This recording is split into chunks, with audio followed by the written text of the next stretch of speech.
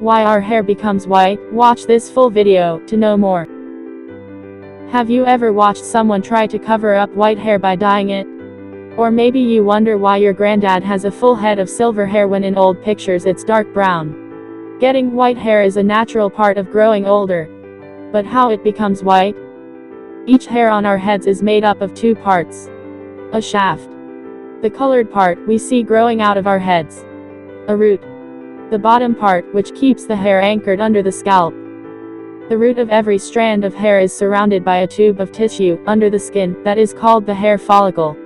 Each hair follicle contains a certain number of pigment cells.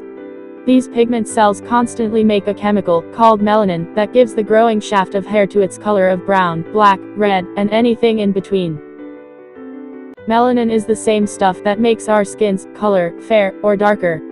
It also helps determine whether a person will burn or tan in the sun. The dark or light color of someone's hair depends on how much melanin each hair has.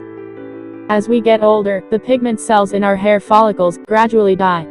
When there are fewer pigment cells in a hair follicle, that strand of hair will no longer contain as much melanin, and will become a more transparent color like silver or white as it grows. People can get white hair at any age. Some people go white at a young age, as early as when they are in high school or college.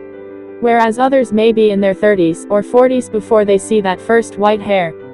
How early we get white hair is determined by our genes. This means that most of us will start having white hairs around the same age that our parents or grandparents first did. Gray hair is more noticeable in people with darker hair because it stands out. From the time a person notices a few gray hairs, it may take more than 10 years for all of that person's hair to turn white. Some people think that a big shock can turn a person's hair white overnight, but scientists don't really believe that this happens. Just in case, try not to freak out your parents too much. You don't want to be blamed for any of their gray hairs.